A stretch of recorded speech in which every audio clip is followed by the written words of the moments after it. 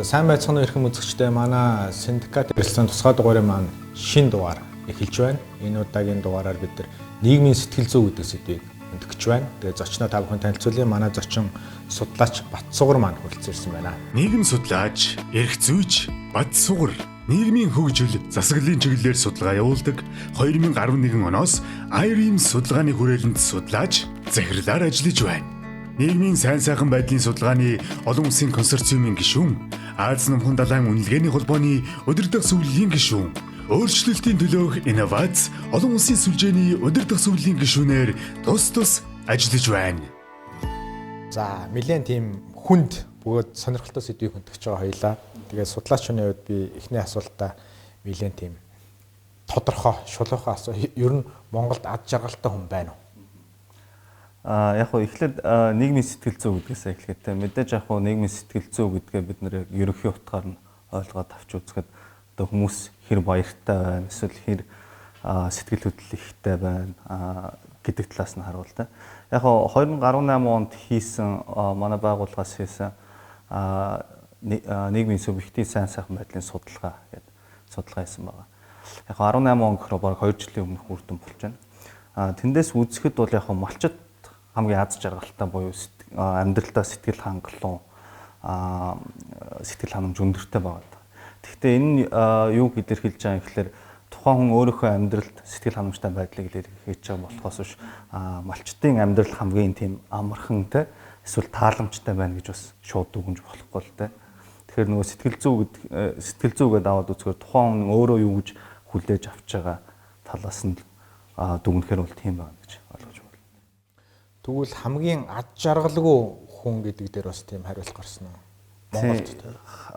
Яг хөө малчттай харьцуулахад жишээл хөдөлмөр эрхэлж байгаа тий хүмүүс ад жаргалаараа доогуур малчттай харьцуулбал гэхдээ хамгийн ад жаргалгүй буюу одоо сэтгэл ханамж дундуур байгаа хүмүүсүүд тэтгэврийн насныхан буюу ахмадууд бол хамгийн сэтгэл ханамж багтаа байна гэж гарч байгаа юм л та. Орон даяар тий зөвхөн хот өдөөгийн бол ялгаа гарахгүй.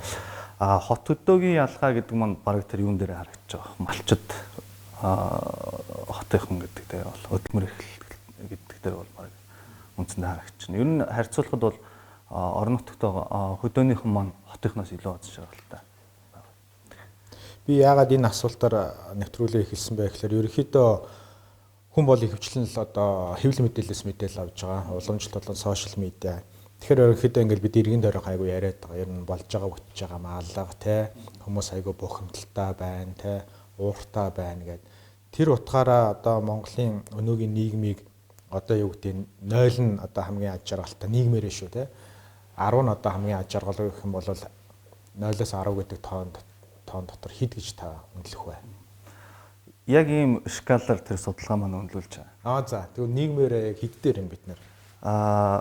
Хэрвээ би зөв санаж байгаа бол нэг 8 орчим дээр байсан. Ад жаргалгүй талдаа. Аз жаргалтай талдаа. Ад жаргалтай талдаа гомоо тий. Тэгэхдээ яг хуу нийгмийн сэтгэл зүй, хувь хүний аз жаргал хоёр гэдэг нь бас хоёр тустай ойлголт. Мэдээж харилцан холбоотой. Тэгэхдээ хоёр тустай ойлголт байна. Хүн аз жаргалтай байж болно. Гэхдээ бас эргээд нөгөө нийгмийн хөгжлийнхаа асуудлаар, нийгэмд болж байгаа үйл явдлаар бухимдж болно. Тэрнийхээ зэрэгцээ бас баярлж болно тий. Тэгэхээр энэ нийгмийн тэр асуудалд бухимдж байгаа байдал эсвэл баярлж байгаа байдал бол яг тухайн хүний хувийн аз жаргалын нэгэн хэсэг л одоо нэг үзүүлэлтэнд болж байгаа гэж ойлгож болно л доо. Тэгвэл 8 гэдэг чинь айгүй өндөр индекс гарсан ба шүү дээ дүн. Тэгсэн мөртлөө яагаад одоо илэрлэл нь одоо хэвлэл мэдээлэл сошиал медиагаар хүмүүс ихэвчлэн бухимдлаа илэрхийлээд байна. Хальт ингээд ойлгоод харахад бол эсрэгээрээ ойлгохоор тий. Тэгэхээр яг одоо түрүү ярьсан маань бол яг нөгөө хувийн субъектив сайн сайхан өөрийн хувийн амьдралын сэтгэл ханамж тий. Нөгөө талаас яг нийгмийн амьдралын сэтгэл ханамж үнэлүүлээд ирэхээр энэ үзүүлэлт маш буурч эхэлж байна. Өөрөөр хэлбэл за өнөөдөр болж байгаа нийгмийн үйл явц, улс төрийн үйл явц, эдийн засгийн үйл явц, байгаль орчны асуудлууд дээр бол иргэд маш юм сэтгэл зовнсон байдалтай. Тэгэхээр энэ асуудлуудаар сэтгэл зовнж байгаа учраас болж байгаа үйл явдлуудад одоо тийм emotional тий хариулт үзүүлэх байдал бол түгээмэл байна гэж нэг талаасаа харагдж байгаа юм л да. Нөгөө талаасаа бол яг хүн аз жаргалтай байгаа иргэд ер нь бол яг нөгөө энэ үзүүлэлт маань хөгжиж байгаа орнуудад бол ойролцоо Индонез ч байт юм уу те Төв Ази юунууд бол ойролцоо яг иймэрхүү үзүүлэлттэй байна. Зүгээр амьдралын сэтгэл ханамжаас гадна өдөр тутамдаа мэдэрч байгаа тэр сэтгэл хөдлөл бол маш ялгаатай тийм ээ. Энд юу нөлөөлж байгаа гэхээр мэдээж хотчлт, үнэтэй холбоотой стресс, ядаргаа тэгээд тэр нийгмийн бусад харилцаанаас үүсэж байгаа энэ бүх юмнууд бол энд нөлөөлж байгаа хэл та. Энэ ч бас яг бус судалгаагаар бас харагддаг. Жишээл одоо тэр тусгай хэрэгцээ тодорхойлох судалгаа гэдэг юм уу те. За жишээл тэрэн дээр бол энэ яг нийгмийн харилцааны буюу сэтгэл зүйн энэ хэрэгцээ, стресс бол маш их нэмэгдсэн байгаа. Бид тэрийг одоохондоо хэмжиж чадахгүй, мэдэрч чадахгүй, ойлгож чадахгүй. Тийм ч учраас тэрэнд чиглэсэн одоо үйлчлэгээ те ийм юмуд бол тутмаг байна гэж харж байна.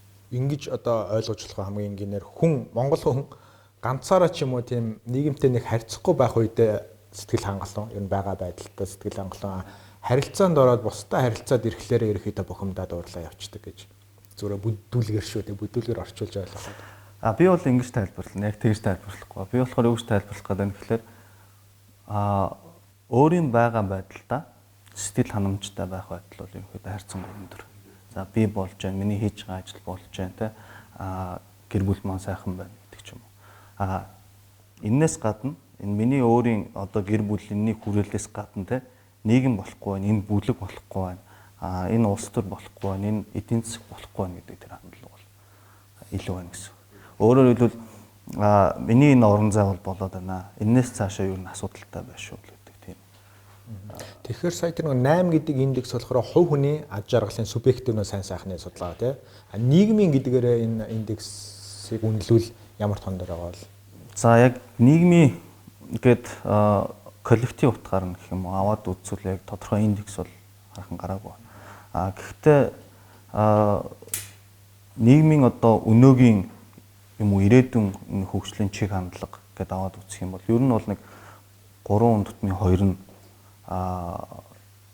готронг байдлаар авч үзэж байна. Нийгэм ер нь бол өнөөгийн байдал бол маш буруу явж байна. Асуудлууд их байна. Ирээдүйдээ цаашаа энэ залруулах те болж утах тэр хандлагаасаа бас тэр чиглэлдээ явж чадахгүй юм гэж үздэг. Тэгэхээр энэний суур шалтгааныг та судлаачны хувьд юу гэж бодож байна? Өөрөөр хэлбэл хувь хүний хөгжил нь нийгмийнхаа одоо бидний байгаа нийгмийн хөгжлийн хурдаас давчаад байна уу эсвэл эсэргээрээ байгаад нэг юм зайл гараад байна да тий. Харин тэн дээр наач нь болохоор яг суур асуудал болчиход байгаа юм л та. Тэгэхээр энэ дээр яг тодорхой хариултыг бол өнөөдөр бол хэлж чадахгүй тий. Тэгэхээр хоёр хувилбар л байгаа байна. Тэгэхээр нэг бол одоо хувь хүнийхээ төвшөнд бид айгүй хөгжчөөд нийгмийн хөгжил бидний одоо хөгжлийг дашруулах байх шиг тий. Эсвэл нөгөө талаасаа нийгмээсээ хүлээж байгаа хүлээлт хувь хүний гаргаж байгаа коммитмент хоёр зөрж байгаа тухай асуудал болж байна. Тэгэхээр аль нь вэ гэдгийг бол одоохондоо шууд одоо дүгнэх гэдэг хэцүү. Гэхдээ ямар ч байсан иргэд бол одоо нийгмээсээ хүлээж байгаа хүмүүс нийгмээсээ хүлээж байгаа хүлээлт яг бодит байдал хоёр төр бол маш том зөв байна гэдгийг л ойлгох. Наач нөгөө яалчгүй юуны л асуулт болох ч юм л да. Оролцооны асуулт те. Иргэдийн өөрсдийнх нь одоо оролцооны асуудал. Хувь хувьдаа даваа одоо шаарлуулаад болоод байдаг атлаа. Одоо яг үгүй сөөгч гэдэг юм уу, байшныгаа тий орсон суугчтайгаа хооронд нэг хамт олон гээ яхахлаар ерөөхдөө жоохон тийм амиа хичээсэн байдал руу ороод тэгээд амаараа л ярьдаг тий сошиал дээр л одоо болохгүй байх, бүтэхгүй байх шүүмжлэх талдаа тэрнээс ч бодиттой оролцоо өөрсдөө хийхгүйгээс болоод ерөөхдөө нийгмийн хөгжил нь хоцрог талдаа болох гэдэг нь гэж дүгнж болох уу?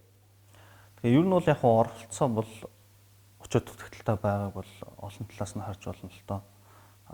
Нийгмийн асуудал ялангуяа одоо сайн дурын асуудал эсвэл нийгмийн асуудлууд яг ингээд иргэд тодорхой нэг оролцоо шаардлагатай үедээ шаардлагатай зүйл дээр оролцохгүй боловч тухайн асуудал шийдэгдээд нэг үйл явдал болоод өнгөрсний дараа энэ зөв буруу байж энэ буруу байж зөв байж гэдэг дүгнэлтийг хийх байдлаар ерөнхийдөө хандаад байгаа дүр зураг ажиглагдаад байна. Нөгөө талаас угаасаа энэ нийгэм чинь ингээд хэдий бид оролцоод сайжрахгүй байна гэдэг тэр нөгөө готрон үзэлт авам болчиход байна шүү дээ тий. Энэ нь өөрөө бас оролцоог нь хязгаарлаж байгаа.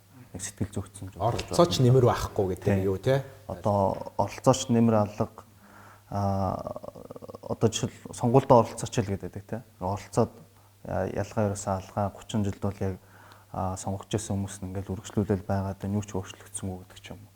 Яг ийм хандлага нь өөрөө бас нэг ийм итгэхгүй төлөв байдалтай болж байна. Миний дараагийн асуулт ингээд ганцхан монголчууд гэж бас хэлж болох юм уу мэдэхгүй байна. Ерөнхийдөө айгүй тийм туйлшрамтгал байгаад байна л да бид нар. Нэг асуудал ингээд үүсгэхээр нэг бол болон бүтггүй гэдэг тэр амар одоо хүчтэй байр суурьтай. Нөгөө талдаа болж бүтнэ гэдэг тэр наархал амгшил гэдэг шиг бүр дундын хөлбөр ерөөсөө баахгүй шууд ингээд 50-50% ч юм уу ингээд 90-10%-аар ингээд хоёр талтаа шууд гарчдаг. Нөгөө хорвооч өөрөө хар цагаа хоёрхан өнгөтэй бишвэлгүй дээ өчнөө өнгө байна. Яагаад ингээд тийм дундаж давхрах гэдэг шиг ингээд нэг юм дундын тийм байр суурьтай хүмүүс ч юм уу тийм юу нэг ховор байгаад шууд ингээд хоёр тал гараа зодтолтой байна. Нэгдүгээр за яг хөө миний бодлоор энэ яг ганц Монголд болж байгаа юм биш байх л та. Дэлхийн нийтээр л ерөнхийдөө аль ч улс оронд болж байгаа үйл явц.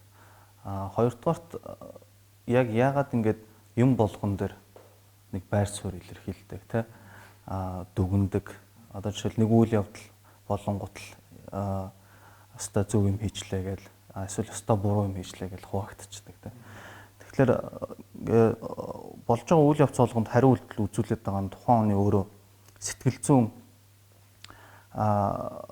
динамик өндөртэй байна л гэсэн үг гэж би ойлгоод байгаа. Өөрөөр хэлбэл нөгөө EQ гэж ярьдаг шүү дээ тий. Тэр маань их бага байна.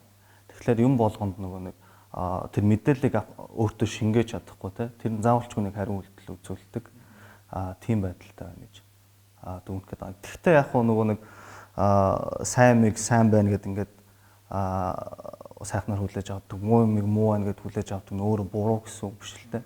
Гэхдээ тэрийг тодорхой заавалчгүй тэр сэтгэл хөдлөлөө үйлдэлээр илэрхийлэх юм уу эсвэл сонголтоо үйлдэлээ тэрүүгээрээ удирдуулах нь өөрөө буруу л гэж хэлээд байна.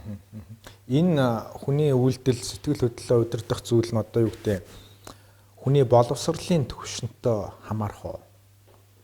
Тэгээ боловсролтой гэгдэх иргэд нь одоо юу гэдэг арай нэг сэтгэл хөдлөлөө удирддаг таны хэлдгээр бодож байгаа маа шууд одоо илэрхийлэх албагүй гэдэг ойлгодог тий бас нэг хүлээцтэй байж чаддаг.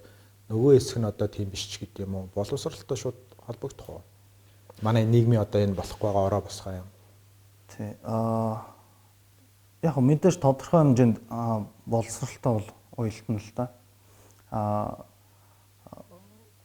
Өөрөөр хэлбэл энэ чинь нөгөө мэдээллийг эсвэл болж байгаа үйл явцыг хүлээж авах шүүн тунгаах одоо манай нийгмийн коллектив чадвар байна гэсэн үг шүү дээ тий. Тэгэхээр аль болох нөгөө одоо боловсрал гэдгээ бас ямар утгаар авч үзэх үү гэдгээ бас бодно л да. Албан боловсрал гэдэг нь бас учир дутагдaltaй та. Гэхдээ тодорхой хэмжээнд нөгөө нэг юм хүн хүний боловсрал тий. Тэр талаас авч үзвэл энэ бол тодорхой нөлөө байх л болоо. Гэхдээ ерөнхийдөө албан боловсролоор ч гэсэн судалгаанууд дээр аваад үзэхэд бол тодорхой нөлөөллүүд харж байгаа. Боловсрал өндөр байх тусмаа мэдээллийг илүү хөндлөнгийн байр сууриас хүлээж авдаг, тэрийг шүүж тунгаадаг, тий олон талын мэдээллийг харьцуулж үздэг. Мэдээж тэр нөгөө мэдээллийн үнэн зөв байдлыг нягтлах байдал муухай тусмал тэрэнд автах байдал бол нэмэгдээд явж байгаа гэсэн үг болж байна.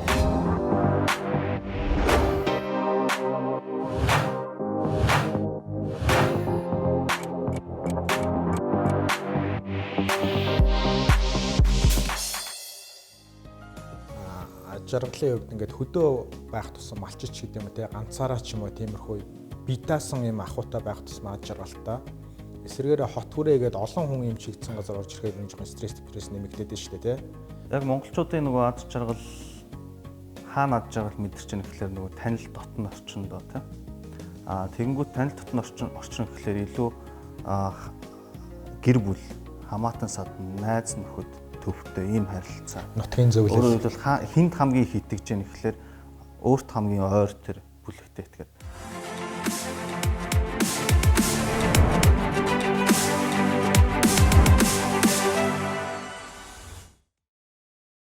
Сая ойлоо хувь хүний болон нийгмийн одоо сэтгэл зүйн одоо аж жаргалгүй байдал гэмэлийн ярьлаа. Одоо жоохон задлаа жоохон ярихыг хичээе.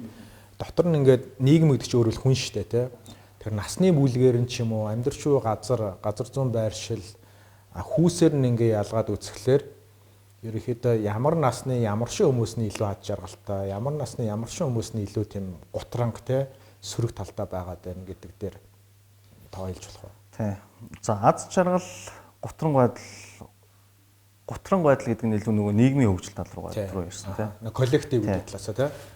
Яг одоо нийгмийн хөгжилтөө одоо амьдарч байгаа одоо ер нь Монголынхаа одоогийн нөхцөл байдалд л гэсэн үг шүү дээ. Энгийнээр хэлбэл хамгийн гутранг байгаа нь бол ерөнхийдөө дунд насныхан байна. Дунд гэдэг нь 40-55 насныхан. Тий. Тэгэхээр эдгээр маань нэг талаас нь харуул яг нөгөө шилжилтийн үеийн тий ийм хүмүүс хоёр нийгмийн нөгөө хоёр нийгмийг үзсэн бол нөгөө талаас нь харуул бас нөгөө midlife crisis гэж ярьдаг тий тэр нь ч нөлөөлж байгааг бас үгүйсэхгүй гутран байдлаар бол юм хамгийн өөдрөг гэх юм уу тий ерөнхийдөө нийгэмд болж байгаа үйл явдалд сөрөг үйл явдлууд хит их автахгүй байгаа гэдэг юм уу тийм бүлэг бол залуучууд байна. Энэ бол яг нэг талаасаа насны онцлог байх, нөгөө талаасаа бас генерашны тий онцлог байгаа байх гэж харж байгаа. Яг аз жаргал гэдээ аваад үзэх юм бол түрүү хэлсэн нөгөө ахмадууд манай аз жаргал баг байна. Тэгэхээр энийг нь юутай холбож тайлбарлаад байна гэхээр нэгдүгээрт нөгөө ахмадууд маань ганцаараа амьдрах ч юм уу тийм байдал нь илүү нөгөө үр хүүхдүүд нь тусдаа гарцсан, нийгмийн харилцаанд хомигдмал болцсон, ажил хөдөлмөрөд эрхэлдэггүй тэгээд яг ахмадуудад чиглэсэн нийгмийн үйлчилгээнүүд нь хомс. Хоёрдугаарт нөгөө эрэгтэй эмэгтэй хүмүүсийн насны зөрүү маш өндөр болцсон манай чинь 10 жил орчим байгаа. 10 насны зөрүүтэй. Эрэгтэй нь төрүүлж нас ордог 10 жилийн өмнө дунджаар тийм насалтай. Тэгэхээр яг энэ утгаар нь аваад үзэхээр бас нөгөө нэг ахмад наснууд өвчлэн ганц биеэрээ байх жишээ нь.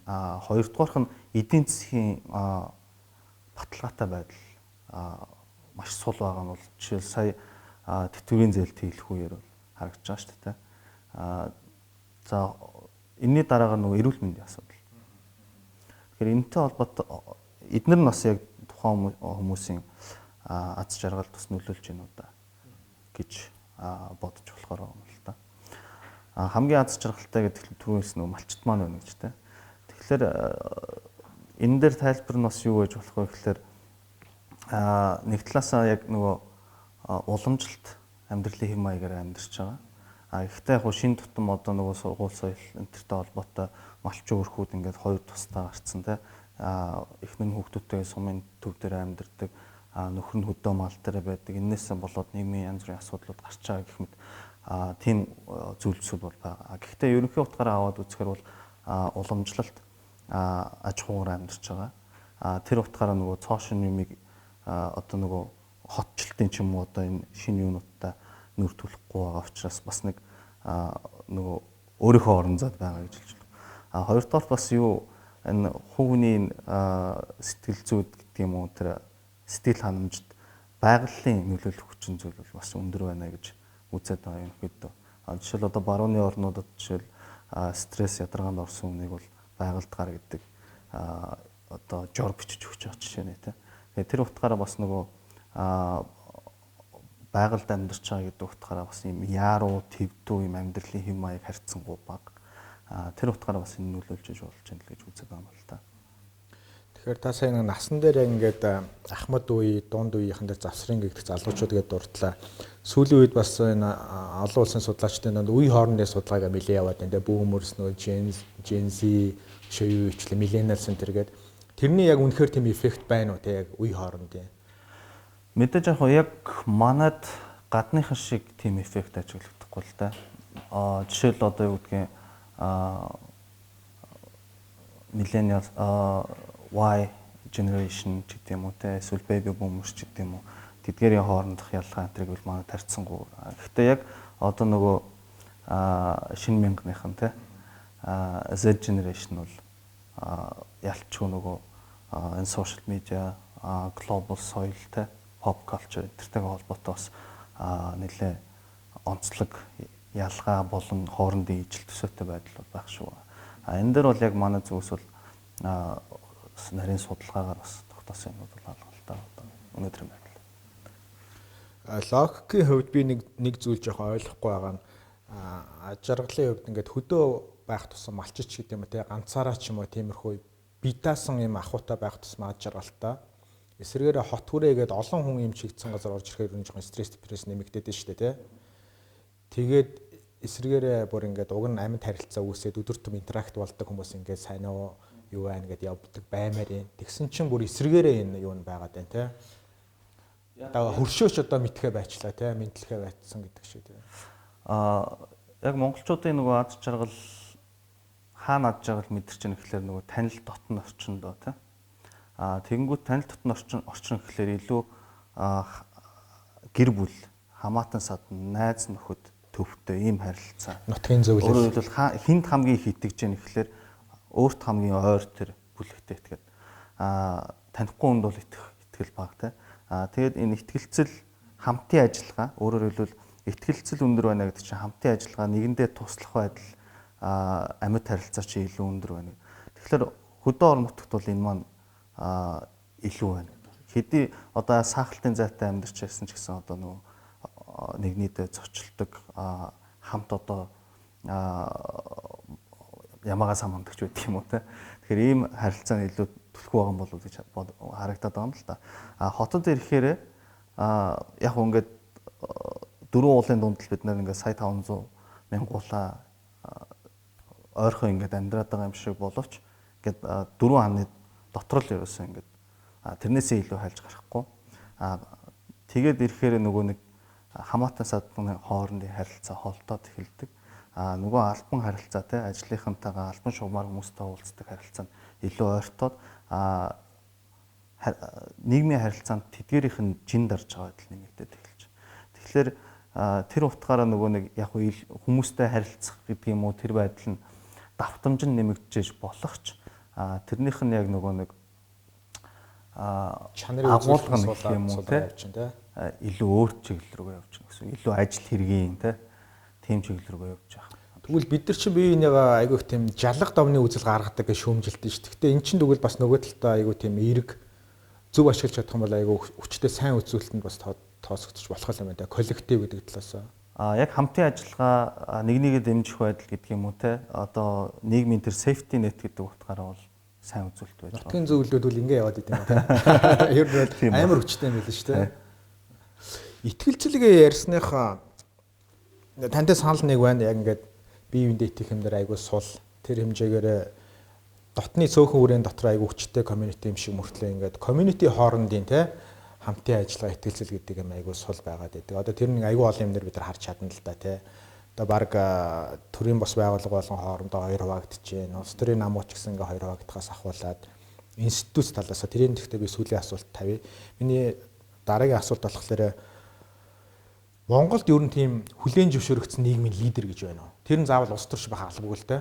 Одоо хуучнаар Syndicate гэгддэг те тийм хүмүүс байдаг да. Хүн болгоо энэ ч одоо ингээд ста мондөг хүн гэдэг тийм. Яг ер нь ингээд тухайны бэкграунд гэж ярьдаг шүү дээ те. Одоо тэрүүгээр нь аваад үзвэл хүмүүс ерөөсөө улс төрчд бол ерөөсөө огт итгэхгүй байгаа. Аль нам нь хамаахгүй. Огт итгэхгүй. Улс төрчдийг баг бүгд таньдаг. Гэхдээ итгэдэггүй. Бизнесийн хүрээнийхнийг бол иргэд төдийлөн танихгүй. Тэгтээ итгэх хандлага нь бол арай илүү. Урлаг соёлынханд, спортынханд хүн болгон дээлийнхэн таньдаг те. Тэгээд итгэх, хүлээн зөвшөөрөх, дагах, сонсох тэр хандлага нь бол илүү өндөр те. Одоо жишээл за жанцсан дорогооч байдаг юм уу те. Бадарчгооч байдаг юм уу хүлээн зөвшөөрөгдсөн ийм нийгмийн зүтгэлтнүүдийг бол үгийн сонсох те даган дуурах ийм байдал бол харьцангуй өндөр. Тэгээ одоо чинь урлагийн хүн улс төр яриад спортын хүн бизнес ярихаар ер нь бол итгэнэ гэж юу? Тэр утгаараа биш л те ерөнхий нийтлэг мэдээж за улс төр яриад эхлүүл бас арай өөр өнцгөөс л харах л баг л та. Юу ярьж байгаа гэдгээс нь хамаарат. Тэгээд түрүүний таны асуулт яг лидер байна уу гэж тэ. Тэгэхээр лидерийг ямар шалгуураар бид нэр лидер гэж үзэх вэ гэдэг талаас нь харуул бас маргаантай байж магадгүй. Гэхдээ яг өнөөгийн байдлаар иргэдийн итгэлийг хүлээгээд тэ явж байгаа улс төрчд бол байна. За жишээл ерөнхий сайдын рейтинг гэдэг юм уу тэ иргэдийн өгч байгаа оноо бол маш өндөр байгаа шүү дээ. Тэрнээс гадна ерөнхийлөгч ч гэсэн бас баггүй дэмжлэгтэй байгаа. Тэгэхээр нэг үе бодвол яг улс төрийн циклээс хамаарсан байдаг юм уу? Эсвэл яг өнөөгийн нийгмийн хэрэгцээн дээр тулгуурласан байдаг юм уу? Тодорхой бас энэ улс төрчд бол олон нийтийн итгэлийг хүлээгээд явж байгаа тийм төр зураг бол ажиглагч байна л да. Гэхдээ энэ яг тогтвортой лидершип мөн үү гэж хэлэхэд хэцүү. Яагаад вэ гэхээр 2008 оны сонгуулийн өмнө баяр даргаыг бол бас бүгд л одоо дэмжижсэн тий сонгоод гаргаад ирсэн. Гэтэл өнөөдөр баяр даргаас муу хүн бол Монголд бараг байхгүй шүү дээ. Элбэгдорж ерөнхийлөгч гэсэн сонгогдохын өмнө бас дэмжлэгтэй байсан тий. Өнөөдөр тэр хүнээс муу хүн алга. Юу гэдгийг сонгуулийн дахиад нэг циклийн дараа магадгүй өнөөгийн төрийн тэргүүн ерөнхий сайд бас тэр төвшөнд очсон байхыг үүсэхгүй. Тэгэхээр тогтвортой яг явах юм лидершип мөн үү биш үү гэдгийг бол цаг хугацаа болох баг. Нөгөө талаасаа яг бас нэг шүмжлэмээр гэдэг юм уу эсвэл жоохон асуудалтай байж болохоор зүйл нь юу гэхээр институцэд итгэх итгэл бол унаад байгаа. Гэтэл одоо тэрийн хувь хүнд итгэх итгэл одоо өөрөөр хэлбэл институцийг хувь хүнээр орлуулах юм нөхцөл байдал нийгэмд үүсэж байна л гэсэн. Тэгэхээр энэ өөрөө ер нь доктортой хандлага биш л дээ. Яагаад тэгэхээр нэгдүгürt нэг хүн байнга доктортой байхгүй, нэг хүн байнга сайнараа байхгүй төрөөнийх шиг те. Нөгөө талаасаа байнга сайн хүнийг бид нэр сонгож гаргаж чадахгүй юу гэдэг тухайн асуудал байна. Тэгэхээр лидершип нь өөрөө институцээ үүсгдэг бол энэ өөрөө лидершип гэж хэлэх боломжгүй байхаа гэж би хувьдаа үзэж байгаа.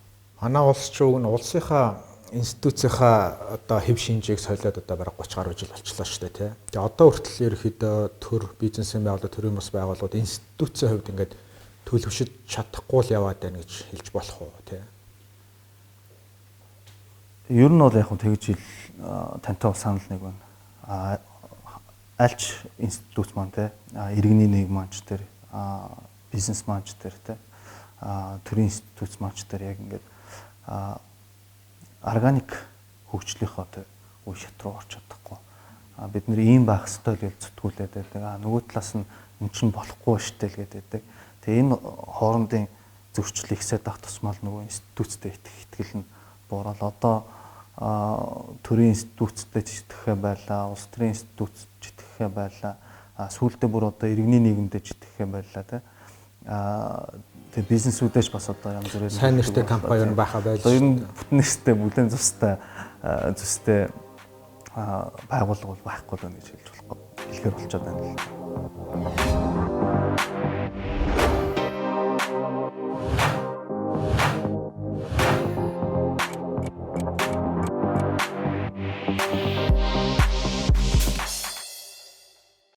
Хин нэгэн хүн ч юм уу бүлэг хүмүүс ч юм уу ингээд нийгмийг юм тогтворгүй байлгах ингэж туйлшрамтгай байлгах чиглэл рүү тодорхой хэмжээнд ингээ удирдаад байна уу? Үдсэн нэг видео болгондоо реакшн үзүүлээд маш их сэтгэлээр унсан юм уу эсвэл маш их баярлсан комментууд үлдээгээд те ингээд тэр мэдээлэлтэй удирдагдаад тэр мэдээллийн урсгалч нь өөрөө бидний өнөөдрийн сэтгэл хөдлөл зан үйл сонголтыг тодорхойлно. Нөө эморх гэж ярьдаг болсон байх шүү дээ. Сайнны шинж бол биш юм байна те. Энэ бол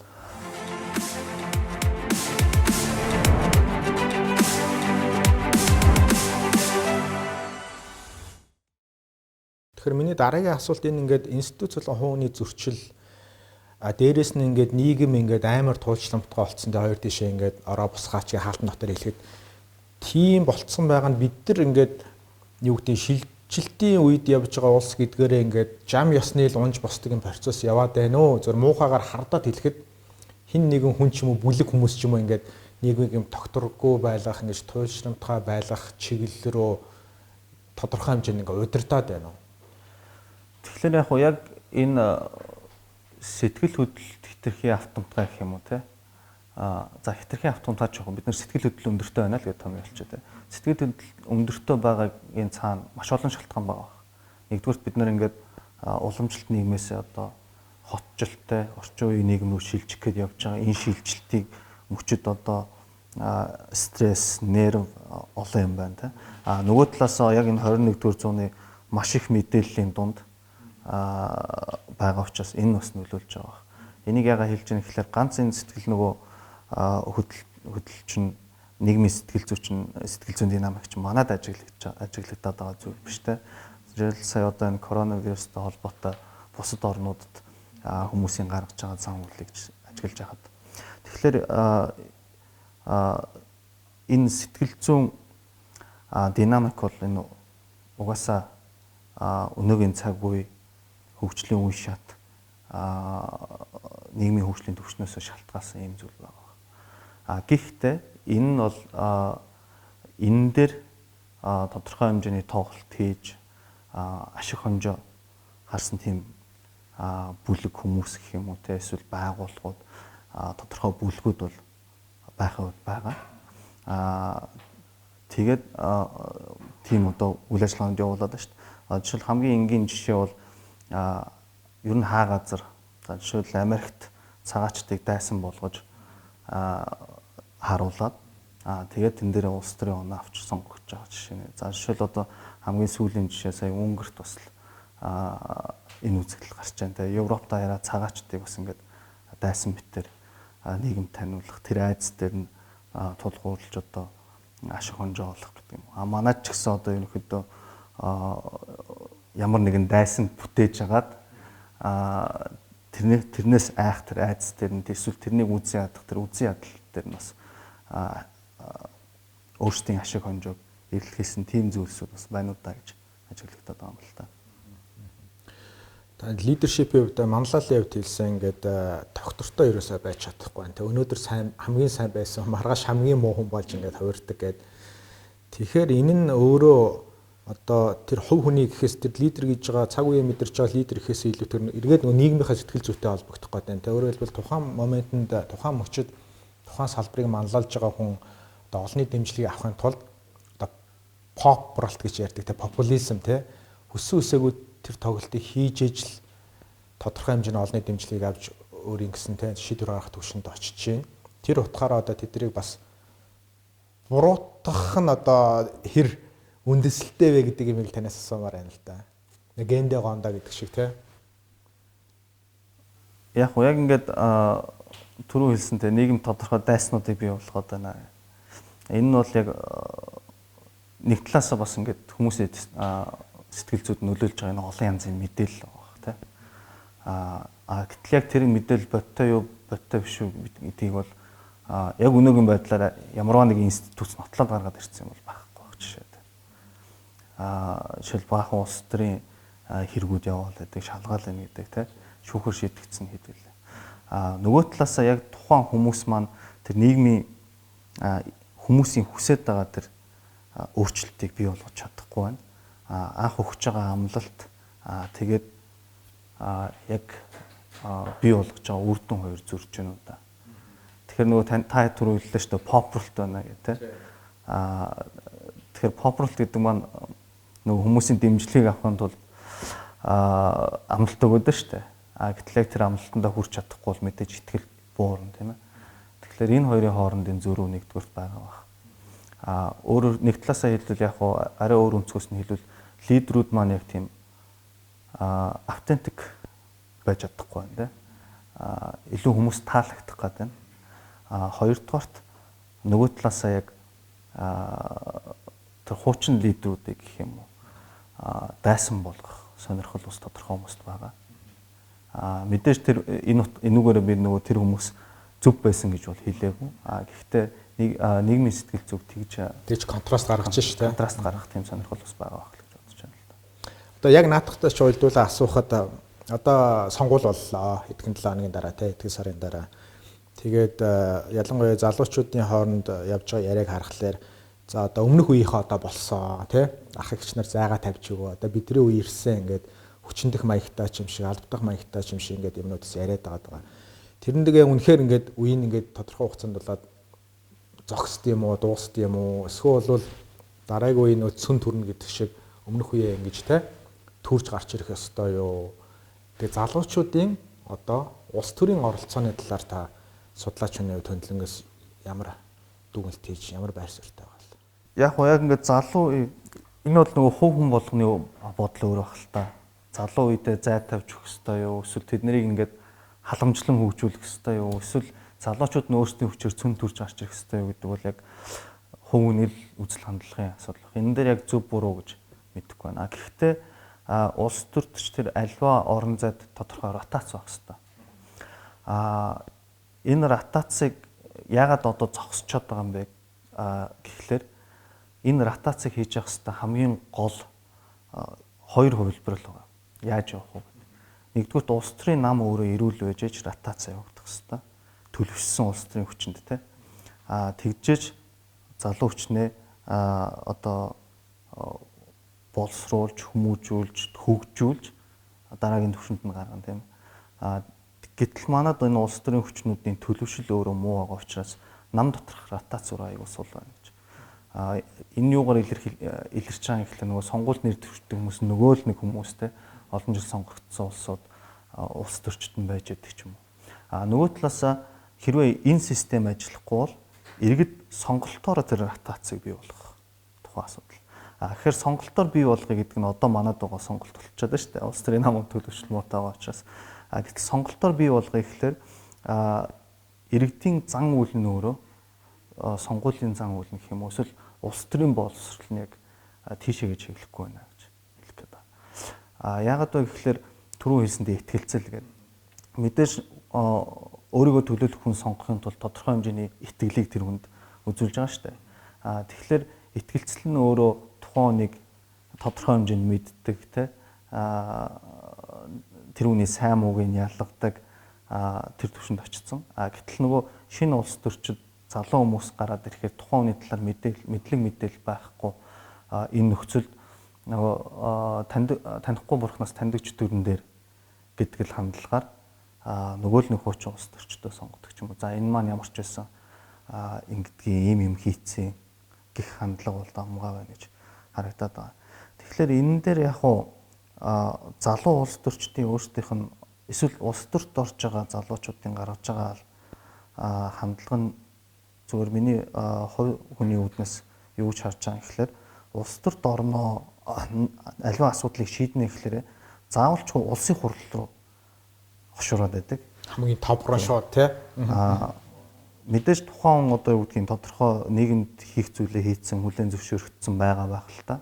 Гэхдээ тэрийг хүн болгон мэдэхгүй танихгүй. Тэгэхээр тэр хүмүүст би энэ асуудлыг шийдэж чадна шүү гэдгээ баталж харуулад итгэлцлийг бий болгохын тулд багаас нь эхэлж ажиллах хэрэгтэй болох гэдэг шүү дээ. Тэгэхээр яагаад магадгүй зүгээр нийслэлийн иргэдийн төлөөлөгчдийн хуралд энэ залуучууд бөөнөрөө нэр дэвшээд бөөнөрөө гарч ирээд одоо энэ шөмжлөлээд байгаа асуудлуудаа өөрөө шийдэж болохгүй гэж. Ингээд багаас нь эхлээд хамтын ажиллагаа харилцаагаа хөгжүүлээд явбал энэ итгэлцэл нэгдүгээрт нэмэгдэх баг. Хоёрдугаарт тухайн улс төрт орж байгаа хүмүүсийн хувьд ч тэр одоо жинхэнэ яг ротацаараа тий үе шатаараа дэвших тэр боломж олцоо болох байх гэж хараад байгаа юм л та. Тэгэхээр аль талаасаа яг энэ тодорхой гэпүүд бол байна л гэж харагдаад байна. Түрүү нөгөө манлайлалын юмн дээр дахиад эргээд асуухад нэг талдаа таасаа яг хэлэн сонголт байхгүй болчиход байна те улс төргөө ярих юм бол за бизнес гэх юм бол бараг адилхан дөө ерөөхдөө нөгөө нэр бүхий хэдхэн хүний хооронд л бүх юм хэвлэл мэдээлчсэн хэдхэн 200-300 хүнийг тойрол эргээ явдгийн гэсэн шүү дээ те яг тоолхлоор тэгэхээр нөгөө яаж нөгөө сайнаараа өрсөлдөж та түрүүн бас хэлсэн нийт 3 тутмын нэг нь ингээд гутранг 2 ч үлээ 2 нь ингээд гутранг юм болохгүй да бүтэхгүй дэ гэдэг юм хүлээлттэй болчихсон нийгмийн сэтгэл зүй дотор бид нар ажиллаж амьдарч ин залуучууд бид нар тэгэхээр яаж энэ хүмүүсийг илүү өөдрөг те Тэгээ сайнны төлөө тэмүүлсэн тийм сэтгэл зүйтэй болгох юм бэ. Энэ хэний үүрэг байх вэ? Одоо жишээ нь манайхан болохоор одоо байгаа гайгүй сайн гэдэг хүн нь яг ясамин дээр хэмжиж үзэх юм бол хоёр муугийн баг арай гайгүй муу нь сайн гэдэг категорид орчод байгаа байхгүй. Жинхэнээсээ сайн биш те. Тэгэхээр юм нөгөө та нар хэлсэн онтетик сайн гэдэг шиг тийм жинхэнэ сайн үйл хийдэг, хийхийг тэмүүлдэг тэр нэг нийгмийн бүлэг. Энэ дээр нас мас юм уу? Огт хамаагүй те. Нэг тийм иргэнийг яаж одоо төлөвшүүлж ингэж бий болох хэрэгтэй юм бол. Тэгэхээр санаа нь одоо энэ гутранг байгаа байдлыг яаж засах вэ гэсэн. Тэгэхээр яг гутранг байгаа гол шалтгаан нь бол ерөөсөө нийгмээсээ хүлээж авах хүлээлт тэгээд нийгмийн институцд итгэж байгаа итгэл хоёр л байна. Тэр институц дотор байгаа хүмүүстэй. Тэгэхээр энийг засахын тулд энэ итгэлийг сэргээх хэрэгтэй. Үнэхээр энэ байгууллага юм хийж байна те. Өөрчлөлтийг бий болгож байна. Үнэхээр энэ хүн ингэж бусдаасаа өөр ажиллаж чадчихэв. Үнэхээр одоо энэ одоо нийгмийн орчин эсвэл бодлого үр дүнтэй байна гэдэг тэр итгэл үнэмшлийг төрүүлэх буцаа сэргээх хэрэгтэй байх л та. Хин төрүүлэх хэрэгтэй, хин ихний үйлдэл хийх хэрэгтэй. Итгэл гэр хоёр субъект хоорондоо харьцах гэдэг шүү дээ. Би эндээ гомдцсон юм эсвэл амар хоёр хартай хоёр нөхөр те. Ихний үйлдэл гар сунгах үйлдэлийг хин хийх хэрэгтэй гэж бодож. Коллектив юу бол ихний үйлдэлийг хийхгүй л те. Сэтгэл зүй бол. Тэгэхээр тэрийг манлайлж байгаа хүн гэх юм уу? Тэрийг удирч байгаа эсвэл тэрний түүчээ байгаа хүмүүс л гэсэн. Лидерүүд өөрсдөө тийм лидерүүд өөрсдөө нийгэм тодорхой нөлөөтэй байгаа гэж бодож байгаа хүмүүс өөрсдөө ихний алхмыг хийх хэрэгтэй л доо. Нөгөө талаасаа иргэд бас тэрийг нээлттэй хүлээж авах тийм хүсэл эрмэлзэлтэй байх хэрэгтэй болчихж байгаа. Тэгэхгүй болохгүй айл гэдэг ингээд шүүмжлэл суугаад байдаг бол аль аль талаасаа ихний алхам хийгээд хэцүү байх л та. Тэгэхдээ мэдээж түрүүний хэлсэнчлэн энэ лидерүүд за энэ дотор бүх одоо улс төрч байна уу, бизнесүүд ч байна уу те. Одоо хамгийн наадсах нь одоо жишээл бизнесийн байгууллагад итгэлийг сэргээхийн тулд нийгмийн хариуцлагатай байх хэрэгтэй. Ингэж итгэл сэргэн те. Энтэй яг ижилхэн ихний алхмуудыг хийх хэрэгтэй болох гэж бодож байна. За манай нэвтрүүлгийн цаг дуусраас би сүүлийн асуултаа тавья. Хүн ганцаараа хуваараа байхдаа өөрийгөө айгуу тийм рационал амтан гэж боддог. Айгуу олон судалгаан дээр байдаг те. Айгуу тийм юутай утга учиртай шийдвэр гаргадаг гээд уламжлалт эдийн засагчид гэсэн тийм байр суурьтай байдаг байсан. Одоо жоо өөрчлөгдөж байгаа шүү гэлээ. Эсвэргээр хүн бүлгийн зохион байгуулалтанд ороод нийгэмтэйгээ харилцаад ирэхлээр илүү сүргийн амтан болоод рационал ихээсээ илүү яг тийм эмоционал те эмоцтойр суурилж шийдвэр гаргадаг тийм амтан болж хувирдгаа гээд. Тэгээ судлаач хүний хувьд хүн яг рационал амтан уу, эмоционал амтан уу? Ялангуяа одоо өнөөгийн манай нийгмийн иргэд. Өнөөгийн нийгэмд бол бид эмоционал байна. Яагаад тэгэхээр бидний сонголт яг нарийн тооцоотой гэхээс илүүтэй итгэл үнэмшил юм уу, айдсан дээр тулгуурлаж хийж байгаа сонголтууд байна. Жишээл хамгийн энгийн жишээ бол улс төрийн сонголт тийм ээ. Бид нэр дэвшиж байгаа хүмүүсийг гэдэг юм уу, эсвэл намыг за энэ хүн ямар мөрийн хөтөлбөр санал болгож байна, бодлого санал болгож байна. Энэ хэрэгжих боломжтой юу, боломжгүй юу? Өмнө энэ хүний намтар түүхэн ямар байсан юм? Тэгж харахгүй байна л да. Аль сошиалар ч юм уу хэвлэл мэдээллийн хэрэгслээр явж байгаа хар бараан эсвэл гэрэлгээтэй янз бүрийн мэдээлэл дундаас л бид нэр дүнэлтээ хийж байгаа. Тэгэхээр энэ бол ерөөсөө emotional байгааг нэг илэрхийлэл гэж. Өөрөөр хэлбэл рационал сонголтын шалгууруудаа бид нэр тодорхойлж чадаагүй байгаа учраас ийм сэтгэл хөдлөл суурилсан зан үйл тийм сонголт хийгээд байна нэгдүгээрт. Хоёрдугаарт угаасаа нөгөө бүлгийн гэх юм уу те нийтийн сонголтын хүрээнд бол бид нийтийн хэм хэмжээг стандарт болгож авч үзээд байгаа. Өөрийн рационал байдал гэхээс илүү нийтлэг юм. Нөгөө түрүү та хэллээ шүү дээ те. Ингээд сүргээрээ болоод ирэхээр эмоционал болчтой гэдэг. Тэгэхээр тэр чинь нийтийн хэм хэмжээнд өдөрдөг байгааг л шинж. Яг өөрийн рационал сонголт гэхээс илүү. Бөөнөрөө бид нийгмийг шүмжлээлээвэл тэр үнэхээр буруу юм шиг те. Эсвэл нийгмийг сайшаагадаг бол тэр үнэхээр зөв юм шиг ийм хандлага ажиглаад байгаа л өөрөө тэрний илэрхийлэл. Нөгөө талаасаа яг энэ сошиал медиа гэдэг энэ мэдээллийн маш том урсгал ба шүү дээ. Тэгэхээр энэ урсгалыг бид нэр өөрсдөө удирдах чадахгүй байна. Хаанаас ямар мэдээлэл авах уу?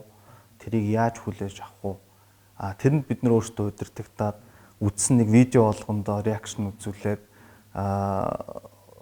маш их сэтгэлээр унсан юм уу? Эсвэл маш их баярлсан комментууд үлдээгээд те ингээд тэр мэдээлэлтэй удирдахтаад тэр мэдээллийн урсгалч нь өөрөө бидний өнөөдрийн сэтгэл хөдлөл зан үйл сонголтыг тодорхойлдог байна. Нөгөө эморох гэж ярьдаг болсон байл шүү дээ. Сайнны шинж бол биш юм байна те. Энэ бол ер нь яг хөө сэтгэл хөдлөл өөрөө сайн муу гэж би бол хэлмээргүй байна л да. Яагаад тэгэхээр сэтгэл хөдлөлгүй болсон нь өөрөө сайн гэж хэлэхгүй шүү дээ.